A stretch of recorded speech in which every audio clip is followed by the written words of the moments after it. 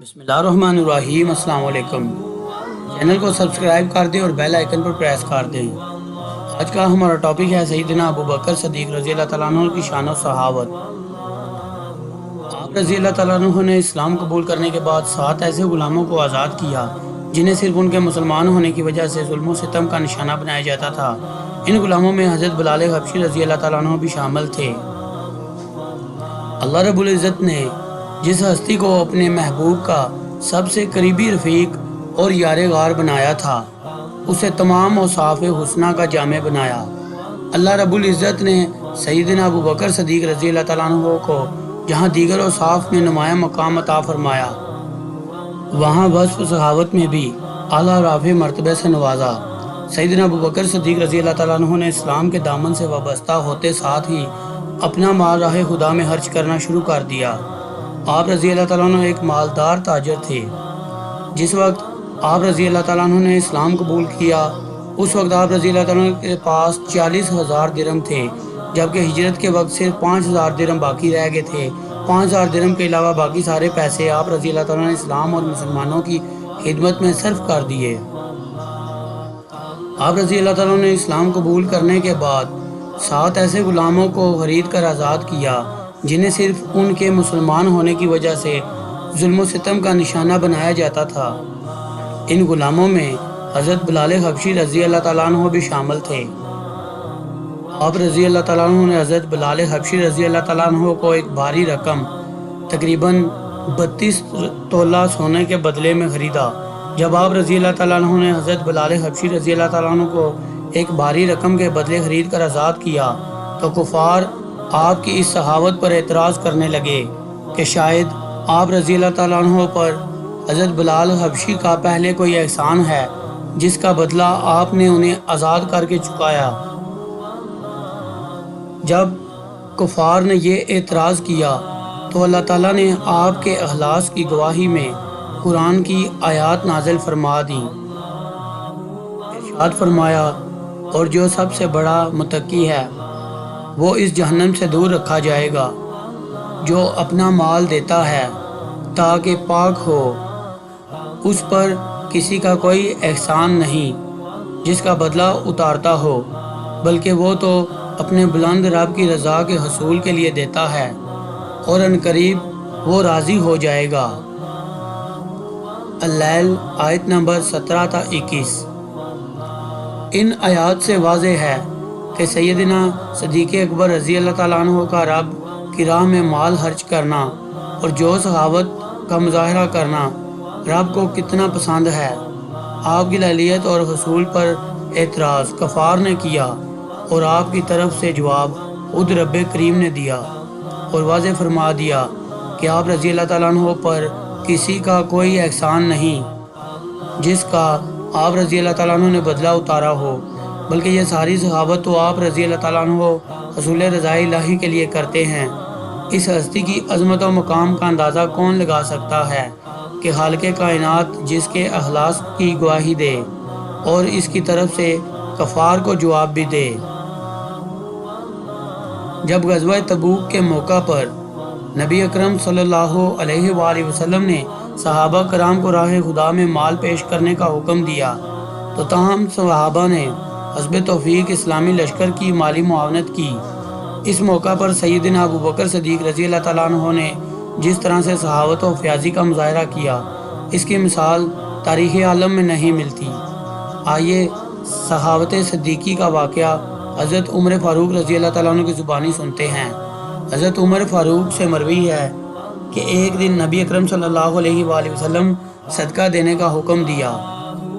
اس حکم کی تعمیل کے لیے میرے پاس کافی مال تھا۔ میں نے اپنے آپ سے کہا کہ اگر میں بھی ابو بکر صدیق رضی اللہ تعالیٰ عنہ سے کبھی سبقت لے جا سکتا ہوں تو آج کا دن ہی وہ دن ہے جس میں سبقت لے جا سکتا ہوں۔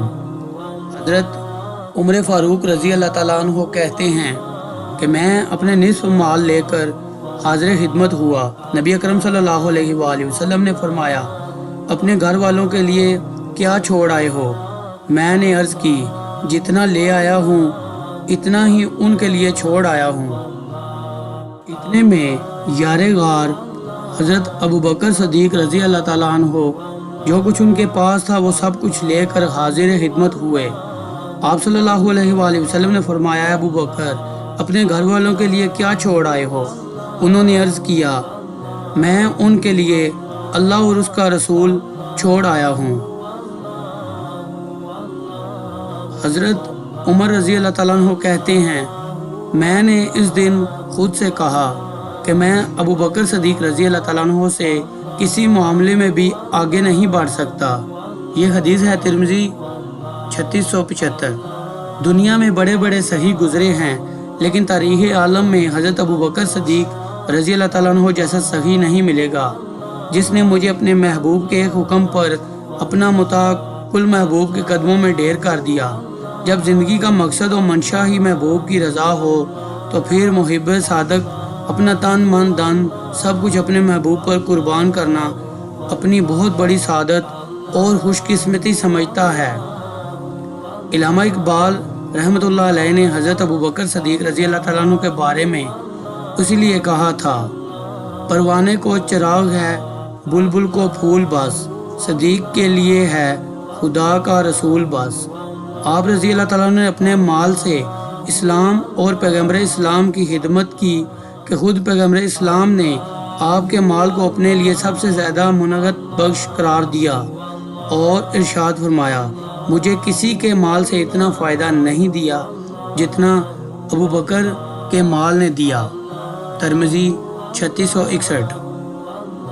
اس حدیث میں نبی اکرم صلی اللہ علیہ وآلہ وسلم نے صدیق اکبر رضی اللہ تعالیٰ عنہ کے مال کو اپنے لیے سب سے زیادہ منفعت بخش قرار دیا کہ صدیق اکبر کی بے مثل سخاوت اور فیاضی پر مہر اسناد لگا دی۔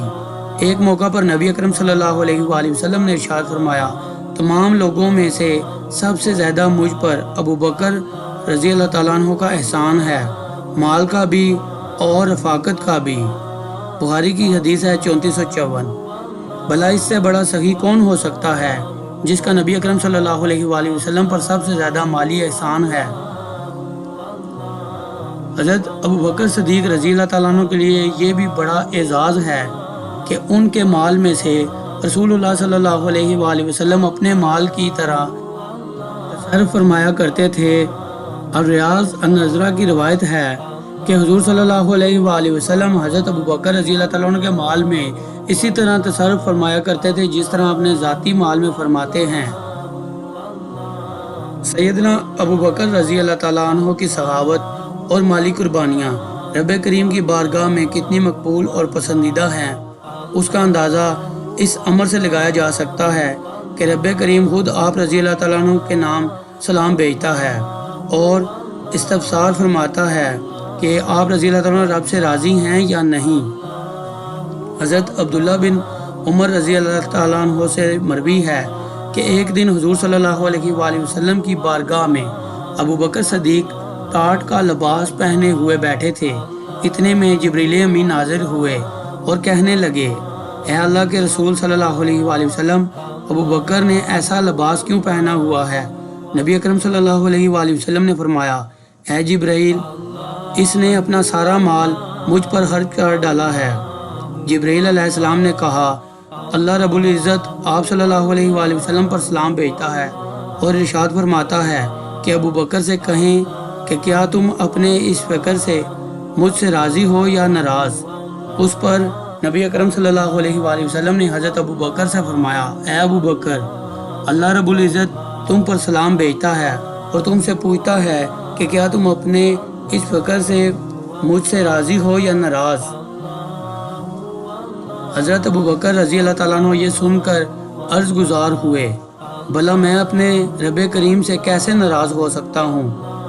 میں تو اپنے رب سے ہر حال میں راضی ہوں، میں اپنے رب سے راضی ہوں، میں اپنے رب سے راضی ہوں۔ 3 دفعہ فرمایا۔ الغرض اپنے مال سے اسلام، پیغمبر اسلام صلی اللہ علیہ وآلہ وسلم اور مسلمانوں کی سب سے زیادہ خدمت کرنے والی ہستی اور امت مسلمہ میں سب سے بڑھ کر جود و سخا کا مظاہرہ کرنے والی شخصیت سیدنا ابو بکر صدیق رضی اللہ تعالیٰ عنہ ہی ہیں۔ ناظرین، چینل کو سبسکرائب کر دیں اور بیل آئیکن پر پریس کر دیں۔